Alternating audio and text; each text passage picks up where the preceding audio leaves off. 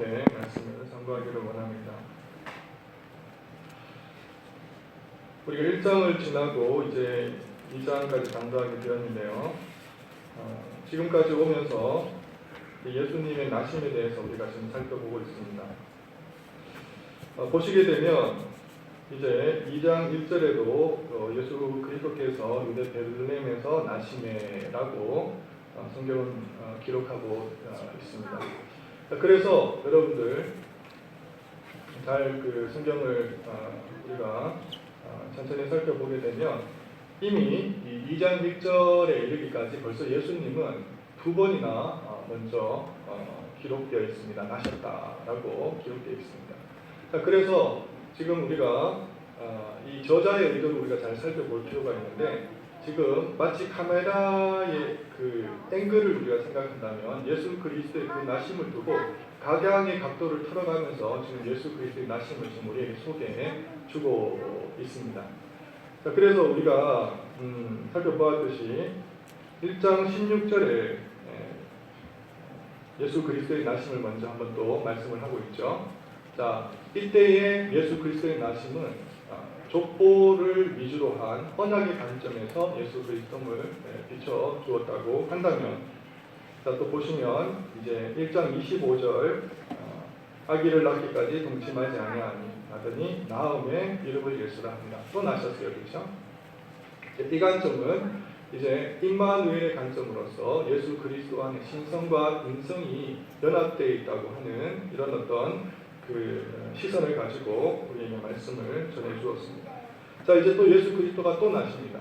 또 나시는데 이번에는 어떤 관점으로 저자는 우리에게 이 예수 그리스도의 나심을 우리에게 소개하려고 하는지를 오늘 이 말씀을 통해서 함께 상고해 보도록 하겠습니다.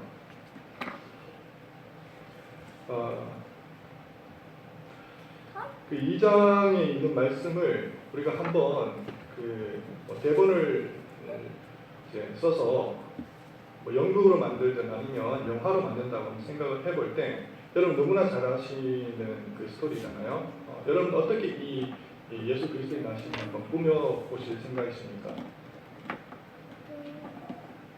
이렇게 한번 꾸며보면 어떨까 생각이 들어집니다.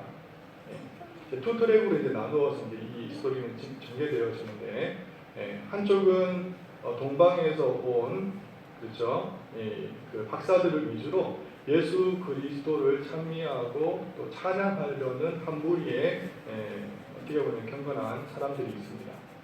또 한편에서는 그렇죠, 헤롯 대왕을 위시로 해서 예수 그리스도의 나심 오히려 방해하고 저해하고 그리고 해방하려고 하는 일단의 무리들이 있는 것을 볼 수가 있죠. 그래서 이것은 마치 그 암투와도 같고 또 싸움과도 같은 것인데, 보이지 않지만 큰 어떻게 보면 충돌이 일어나는 그런 모습을 볼 수가 있습니다. 전쟁이죠, 한마디로 전쟁. 이런 어떤 어떻게 보면 두 축을 이제 어떻게 보면 이 말씀은 그리고 있는데, 악과 선의 싸움, 그렇죠, 어둠과 진리의 싸움, 생명과 사망의 싸움이 이 짧은 본문에서도 전개되고 있다는 것을 우리는 쉽게 눈치를 챌 수가 있게 되는 것입니다.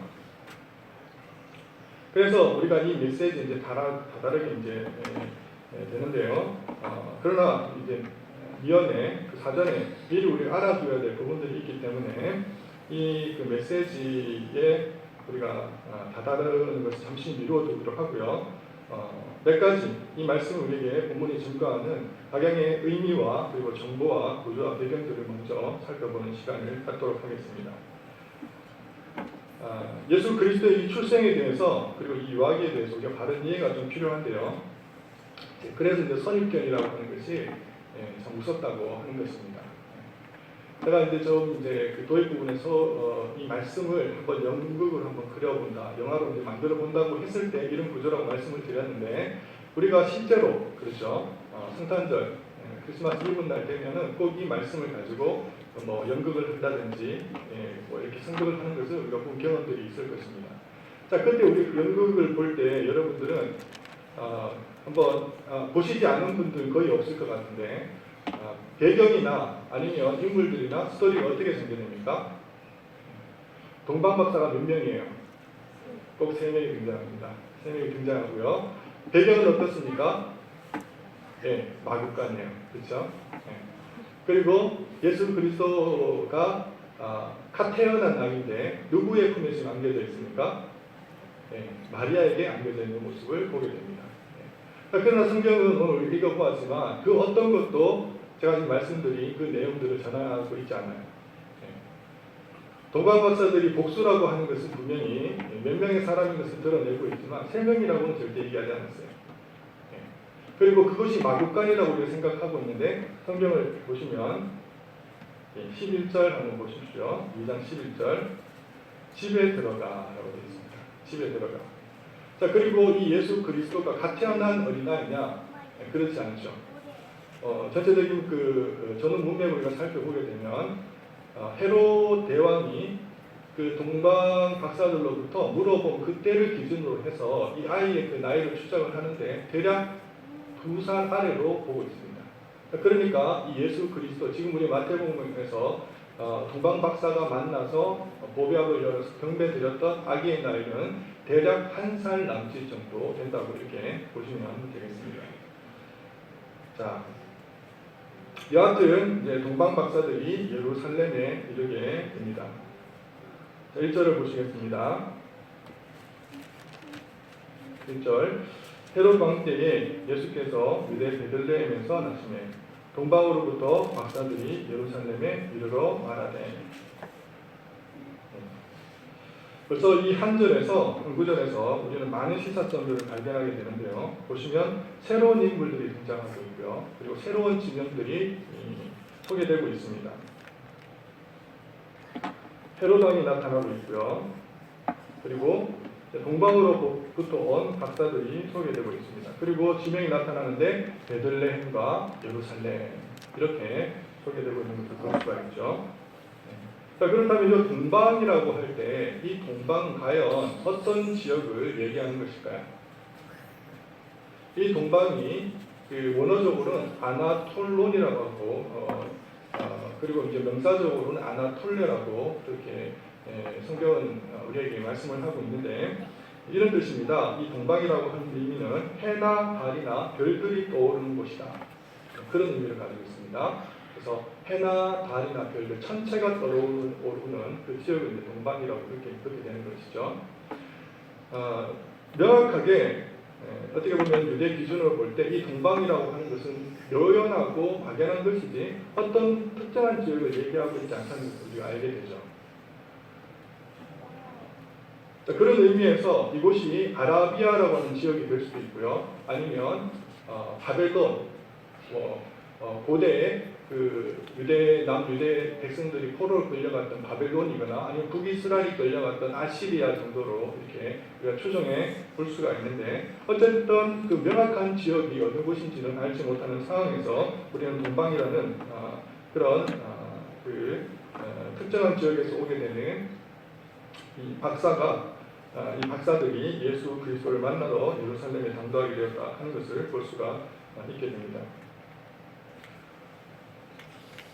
자, 그러나 이 박사들이요, 이제 2절에 와서 한번 보겠습니다. 2절.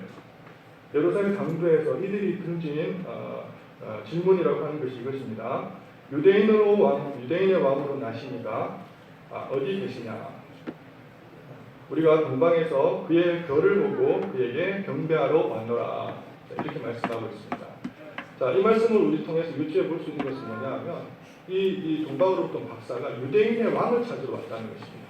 유대인의 왕을 찾으러 왔어요. 그리고 그의 별을 보고 왔대요. 자, 이 말씀을 우리가 한번 의미를 우리가 한번 되새겨보기를 원하는 것은 유대인의 왕을 찾으러 왔다고 할 때 이 사람들은 어떻게 보면 그 구약의 그 이스라엘 백성들이 가지고 있었던 그 유대인의 경전에 상당히 어떤 능통한 그런 어떤 정보들을 갖고 있었다고 우리는 생각해 볼 수가 있습니다. 그렇죠? 예. 유대인의 왕을 찾으러 왔다고 그렇게 얘기를 하니까요. 자, 그런 의미에서 이들은 어떤 직업을 가지고 있었을까? 박사라고 하는 그런 명칭을 사용하고 있는데 성경에서 이 박사라고 할 때에 그 의미는 이렇습니다. 자, 현자, 교사, 그리고 제사장, 그리고 점성가, 예언가, 의사, 마술가, 자, 이런 어떤 부류의 사람들을 총칭하는 그런 단어로 쓰임을 받고 있는데, 특별히 하늘의 별을 보고 미래를 점치는 점성술사들을 굉장히 이제 박사라고 부르는 경우가 많이 있습니다. 자, 이렇게 우리가 추정을 해볼 때 결론적으로 동방으로부터 온 박사들은 어떤 사람들인가? 고대 바벨론이나 아시리아 지역으로부터 온 별들을 연구하는 점성술사로서 유대 경전에 능통했던 이방인 정도로 우리는 추정해 볼 수가 있게 되는 것입니다. 자, 이들이 예루살렘에 당도한 것이에요. 자, 그래서 우리 2장 말씀 우리가 읽어보았지만 이제 유대인의 왕을 별을 보고 이렇게 찾으러 왔다 하고 있습니다. 자, 우리 2절의 말씀에서도 상당한 의미를 우리가 찾아볼 수 있는데, 이 단순한 한 절을 우리가 바라보더라도 이 동방으로부터 온 박사들이 이제는 이 당도, 이 예루살렘에 당도했을 때까지 무엇만큼은 분명하게 깨닫고 알고 있었는지를 우리가 한번 살펴보기를 원합니다. 적어도 세 가지만큼은 지금 이 유대에 땅에 도달한 동방 박사들은 알고 있었어요. 첫 번째는 뭐냐 하면 무엇입니까? 누가 태어났는지를 알고 있었죠. 그렇죠. 유대인의 왕이 태어났다고 하는 정도는 지금 알고 있습니다. 두 번째, 어디에서 태어났는지 하는 정도는 알고 있습니다. 그래서 찾아왔다고 했으니까 적어도 유대에서 태어났다고 하는 것 정도는 지금 알고 있습니다. 세 번째, 그죠? 언제 태어났는지를 지금 박사들은 알고 있죠. 그래서 찾아왔으니까요. 그렇죠. 그래서 언제 태어나고 어디서 태어나고 그 누가 태어났는지는 분명히 이 박사들은 알고 있었던 것이에요. 자, 그런 의미에서 이제 예루살렘에 이들이 당도하고 질문을 던졌는데요. 이제 3절의 말씀 보시겠습니다. 헤로다와 온 예루살렘이 듣고 소동한지라.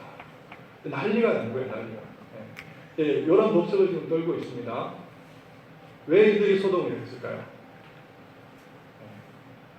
자, 우리가 어떻게 생각해 보면 지금 버젓이 유대를 통치하고 온 헤롯 대왕이라고 하는 사람이 살아있는데 또 다른 유대인의 왕이 태어났다고 하니까 그제서야 놀라서 이들이 소란을 피우고 그렇게 당하고 놀랐을까요? 그럴 이유가 없겠죠. 또 그럴 수밖에 없는 것도 단지 그냥 동방에서 온 세 사람, 국수의 박사들일 뿐인데 그 말이 무슨 영향력이 있고 큰 힘이 있어서 이들이 이렇게 소란을 피울 수가 있겠습니까? 이들이 놀라고 이거 당하고 소동할 수밖에 없었던 건 뭐냐면 유대인의 왕이라고 하는 그 단어에 있어서 갖고 있는 그 의미들을 지금 헤롯뿐만 아니라 지금 유대에 살고 있는 모든 백성들이 이미 이 내면에 있는 그 뜻을 다 공유하고 알고 있었다는 것입니다. 유대인의 왕이라고 얘기를 한다면 그 사람은 과연 어떤 사람인지를 이들은 알고 있었어요. 누구입니까? 그리스도시죠. 그리스도. 그런데 그렇게 알고 있었다는 것을 우리는 어떤 말씀에서 힌트를 얻어볼 수가 있느냐면요. 바로 4절, 바로 다음 절입니다. 보시겠습니다. 왕이 모든 대제사장과 백성의 서기관들을 모아 당황했고 소동하는 가운데 모았습니다. 왕이 이들에게 질문을 던집니다. 뭐라고 얘기합니까? 그리스도가 어디서 나겠느냐 이렇게 보습니다. 유대인의 왕은 어떤 존재이냐면 다윗 왕과 그 영원한 왕자를 그 보좌를 이어서 이 땅 가운데 영원한 왕으로서 만왕의 왕으로서 만주의 주로서 통치하신 위대한 왕이라는 것을 이들은 이미 알고 있었다는 것이죠. 그가 유대인의 왕입니다. 유대인의 왕이 어디서 나셨느냐 하고 질문을 던졌을 때 이들이 호들갑을 떨면서 하들짝 놀라면서 그렇게 소동을 벌일 수밖에 없었던 이유가 여기 있는 것이죠. 그렇습니다. 단순히 유대 땅이라고 하는 지역적인 의미에서 국한되어진 그런 통치자를 얘기하는 것이 아니라 우리가 시간을 초월하고 그리고 공간을 초월하고 우리의 생명을 영원히 다스리신 만왕의 왕 되신 참된 그리스도가 참된 우리 주인께서 이 땅 가운데 유대인의 왕으로 오셨음에 대한 이들의 질문이었고 그들의 반응이었던 것을 우리는 말씀을 통해서 볼 수가 있습니다. 자, 이제 우리 4절을 보겠습니다. 4절. 왕이 모든 대제사장과 백성의 서기관들을 모아 그리스도가 어디서 나겠느냐 물으니 라고 말씀하고 있습니다. 자, 헤롯 대왕이 이제 등장을 하게 되는데요. 본격적으로. 그럼 헤롯 대왕은 어떤 사람인가? 이제 성경에서는 그 정보를 우리가 많이 찾을 수 없지만 역사적인 이제 이를테면 고서들을 우리가 보게 될 때 이 헤롯 대왕은 참으로 잔인무도한 포악한 왕이었다고 소개되고 있습니다. 어느 정도로 포악했느냐 하면 심지어는 자기의 장남도 그리고 이를테면 그 장남을 잇는 두 아들, 심지어는 그러니까 이제 결국은 세 아들을 자기 손에서 죽였군요. 어쨌든 세 아들을 죽였고요. 장모도 살해를 했고요. 어떤 자료가 또 심지어 남아있느냐면 자기가 이제 최후의 그 생을 마치면서 최후의 순간을 맞이하기 바로 직전에 부하들에게 명령하기를 예루살렘에서 가장 존경받는 사람을 내가 죽는 그 순간 그 사람을 처형을 해라. 왜 그렇게까지 얘기를 했느냐면요. 자기가 죽게 되면 그 누구도 자기를 위해서 애도할 사람이 없다는 걸 잘 알기 때문에 그 사람의 죽음에 덩달아서 자기의 애도를 받기를 원해서 그런 지시까지 내렸던 사람이 바로 이 헤롯 대왕입니다. 잔인무도하기 그지없는 그 대왕이었는데요. 이 대왕이 이제 등장을 하는 것을 볼 수가 있습니다. 자, 그렇다면 적어도 이제 우리가 지금 마태복음 2장에서 하나님께서 그리고 이 저자되는 마태가 어떤 구도를 가지고 말씀을 전개하려고 하는지를 대충 우리가 이해할 수 있겠죠. 극단에 있는 주인공들을 어떻게 보면 가장 그 대척점에 이들을 배치시키고 있습니다. 서로 상치되는 사람들 그리고 그 주인공들을 가장 어떻게 보면 이 극단에 배치시키면서 이 구도를 지금 그려가고 있는데 한쪽에는 누가 있습니까?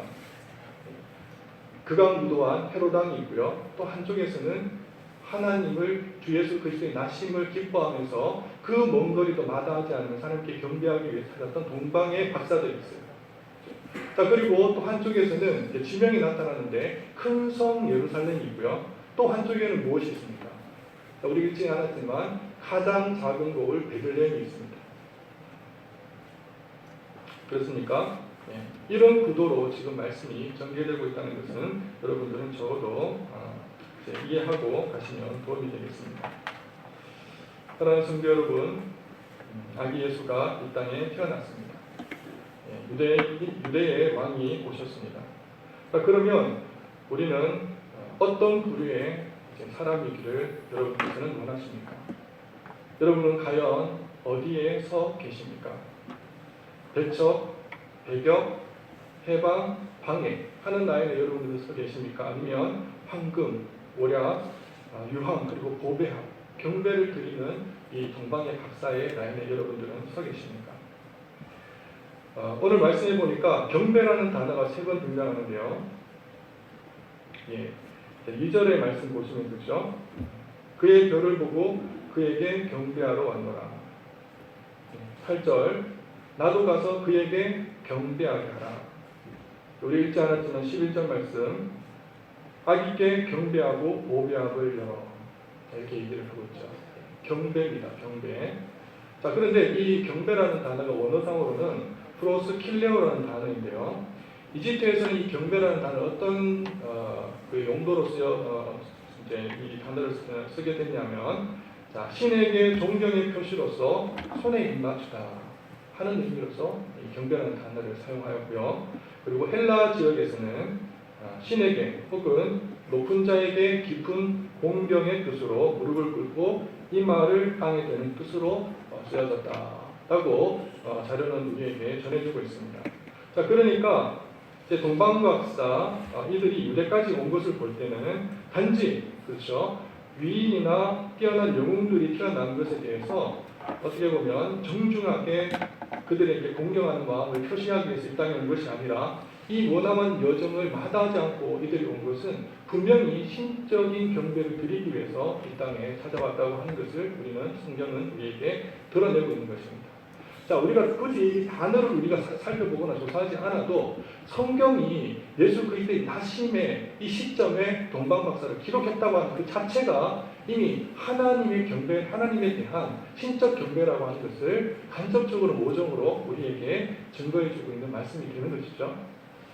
그렇습니다. 이들은 분명 세상을 구속하실 영광스러운 구세주가 태어나신 그 일에, 그 믿음에 대한 확신을 가지고 온 것이 분명합니다. 그런 의미에서 이들은 예배하러 온 것이죠. 자, 그러면 우리에게 남는 질문이 하나 있습니다. 그것은 뭔가 아니 왕으로 오신 아기 예수를 경배하며 살 것인가? 아니면 헤롯 대왕처럼 그를 경멸하고 무시하고 조롱하며 배척하면서 살 것인가 하는 것입니다. 왕 대 왕의 싸움입니다. 왕 대 왕의 싸움.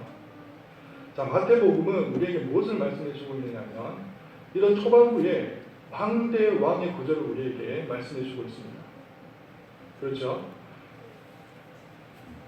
단순히 이 초반부에서만 그 구도를 우리에게 보여주고 있는 것이 아니라 중간에도 마찬가지고 군데군데 그 구조를 말씀하고 있으면서 이제 마지막의 단계에 와서도 이 왕 대 왕의 구조를 삼아요. 누구 대 누구입니까? 총독 때는 본디오 빌라도와 십자가에 달려서 힘없이 비참하게 돌아가시는 예수 그리스도를 대조해 보여주고 있는 것을 보죠. 왕 대 왕의 구조입니다. 왕 대 왕. 자, 막강한 권세와 권력을 가지고 있고 정말 이 세상을 호령하고 통치할 수 있는 헤롯 대왕이 있습니다. 그러나 한편에서는 누가 있느냐 하니까 작은 고을 베들레헴에서 어떻게 보면 영향력을 미칠 수 없는 힘도 없는 연약한 존재로서 아기 예수예요. 누가 왕입니까? 자, 마지막 예수 그리스도가 십자가에 달려서 돌아가십니다. 많은 사람들이 그를 조롱하고 비웃습니다. 당신이 유대인의 왕이면 이 자리에서 십자가에서 내려와 보라. 그렇게 비웃고 멸시를 당합니다. 아무 힘도 없는 것처럼 보입니다. 그러나 한편에서는 막강한 권세와 권력을 가지고 있는 총독 빌라도가 있습니다. 자, 여러분, 과연 진정한 왕은 누구십니까? 여호와께서 말씀하십니다. 어찌하여 이방 나라들이 분노하며 민족들이 헛된 일을 꾸미는가? 세상에 국왕들이 나서며 관원들이 서로 꾀하며 여호와와 그의 기름 부음 받은 자를 대적하며 우리가 그의 낸 것을 끊고 그의 결박을 벗어버리자 하는도다. 세상의 군왕들과 관원들에게 있어서는요, 이 어린 갓 태어난 예수 그리스도는 아주 가소로운 존재였을 것입니다. 하찮기 그지없었을 것이에요. 그는 베들레헴에 태어난 작은 아기에 불과합니다. 그렇지만 자기들은 누구입니까? 세상의 군왕들이에요. 세상을 호령하고 통치하는 그 무엇도 부러워할 것이 없는 군왕들입니다. 큰 성 예루살렘이에요. 그래서 그들이 말합니다. 묻고 있는 결박 정도야 우리가 풀어버리자. 우리가 기름 부음 받은 자를 우리가 대적해버리자. 그렇게 오만방자한 거만들을 떨고 있습니다. 자기는 거대한 골리앗이라는 것이죠. 그러나 아기 예수는 어떻게 보였을까요? 소년 다윗에 불과했던 것입니다. 누가 봐도 이 싸움은 승패가 이미 갈려진 싸움처럼 보입니다. 결과가 뻔한 전쟁처럼 우리는 보게 되는 것이죠. 세상의 관점으로 사람의 안목으로는 분명히 그 결과를 예측할 수가 있는 것처럼 보입니다. 그러나 이 싸움의 진정한 승자는 누구셨습니까? 큰 성 예루살렘입니까? 세상을 다루는 군왕 헤롯 대왕이었습니까? 그렇지 않습니다. 진정한 이 세상의 승자는 가장 작은 고을 베들레헴이었고 그 베들레헴에서 태어나신 가장 작은 어린아이 예수 그리스도셨던 것입니다. 그가 유대인의 왕으로 세상의 영원하신 왕으로 판명되고 증명되어진 이 시점에서 아직도 주 예수 그리스도를 만왕의 왕으로 나의 주로 섬기지 아니하고 그를 영접하지 아니하고 받아들이지 아닌 분이 계시다면 주님께서 여호와 하나님께서 하시는 말씀을 우리는 심각하게 듣고 받아야만 할 것입니다. 주께서 말씀하십니다. 하늘에 계신 이가 웃으시며 주께서 그들을 비웃으시리로다. 그때의 분을 바라며 진노하사 그들을 놀라게 하며 이르시기를 내가 나의 왕을 내 거룩한 산 시온에 세웠다 하시리로다. 그렇습니다. 구속사는 물론이거니와 그리고 교회사뿐만 아니라 세상사는요 이 왕대 왕의 싸움입니다. 누가 진정한 우리의 왕이신가 하는 것입니다. 주께서 유대인의 왕으로 오신 어린 아기 우리 주 예수 그리스도께서 모든 왕들을 물리치시고 멸하시고 패배케 하시는 것이 우리가 바라보는 역사의 붉은 기둥이고 줄기라는 것을 여러분 우리는 기억해야만 할 것입니다. 주께서 말씀하십니다. 내가 이방 나라를 내 유업으로 주리니 내 소유가 땅끝까지 이르리로다. 내가 철장으로 그들을 깨뜨리며 질그릇같이 부수시리로다. 오늘 말씀이 우리에게 던져주는 메시지가 이렇습니다. 그렇다면 참으로 유대인의 왕은 누구냐 하는 것입니다. 헤롯 대왕입니까? 아니면 아기 예수이십니까? 자, 보시게 되면요, 성경은요, 헤롯 대왕이 아기 예수를 대적했던 것과 마찬가지로 그는 공개된 인물이잖아요. 우리 드러난 인물입니다. 그래서 끝까지 예수 그리스도를 비난하고 얼마나 대적했느냐 하면 이제 뒷부분의 말씀을 통해서 알 수 있지만, 그렇죠? 그 기준, 동방박사로부터 들었던 그 기준을 로 해서 이제 베들레헴에 태어났던 2살 이하의 어린아이를 모조리 살해하고 그리고 그들을 죽여버리는 참혹한 죄악들을 저지른 것을 볼 수가 있습니다. 그러나 성경은 예수 그리스도에 대한 대적하는 무리가 단지 예수 그리스도가 태어났을 이 무렵, 이 시점에 헤롯 대왕만이라고 얘기를 하고 있는 것입니까? 그렇지 않습니다. 이 헤롯 대왕 계열에 있는 사람들을 성경은 말씀을 통해서 공개적으로 끊임없이 나열하고 우리에게 소개하고 있습니다. 대제사장, 서기관, 율법사, 바리새인들, 사두개인들, 율법주의자들, 위선자들 순으로 예수 그리스도를 반대했던 편의 사람들을 말씀은 공개적으로 다 드러내주고 있습니다. 그래서 우리는 쉽게 이들을 비난하고 힐난하면서 비판하고 손가락질 할 수 있죠. 나는 그런 사람이 아닌 것처럼 보이기 때문에 우리는 쉽게 그들을 욕하면서 그들을 비난하기도 합니다. 하지만 우리가 만약 이들을 바라보면서 비난하고 손가락질할 수가 없는 것은 성경은 이 라인에 나에게 어쩌면 낯익은 인물도 서 있는 것을 발견하기 때문인 것이죠. 그는 누구입니까? 내 내면 속에 서 있는 죄성이라고 하는 것입니다.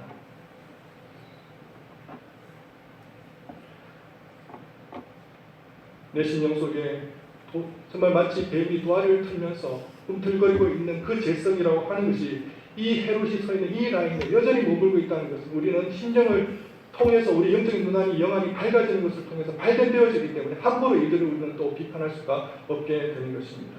그렇습니다. 이 세상 모든 사람들은 적어도 자기가 다스리는 자기만의 유대 땅이라고 하는 것이 있기 마련이죠. 그 유대 땅에서는 적어도 자신만이 그 지역의 유일한 통치자로 생각을 합니다. 절대로 그 지역을 그 누구에도 양보하거나 양보하려 하지 않습니다. 심지어는 그 땅의 참된 주인 되신 유대인의 왕이 나타나신다 할지라도 그분에게 이 자리를 넘겨주려 하지 않는 고집들이 우리에게 있는 것을 바라보게 됩니다. 사랑하는 성도 여러분, 이 땅의 참된 왕은 누구이십니까? 여러분은 얼마만큼 여러분의 영역을 예수 그리스도에게 양도하고 계십니까? 어쩌면 그 지역마저도 나의 영역이 아니었던 것을 나는 단지 잠시 불법적으로 지금 통치하고 있고 그 영역을 우리는 소유하고 있을 뿐인데, 그럼에도 불구하고 이 영역을 예수 그리스도에게 넘겨드리지 않고 있는 영역들은 무엇인지 우리는 살펴봐야만 할 것입니다. 그 영역이 우리의 이성의 영역입니까? 우리의 감정의 영역입니까? 우리의 가정의 구역입니까? 아니면 나의 장래와 나의 육신적인 건강의 영역입니까? 나의 자녀에 대한 근심과 걱정, 그리고 나의 기질과 나의 성향, 나의 성질,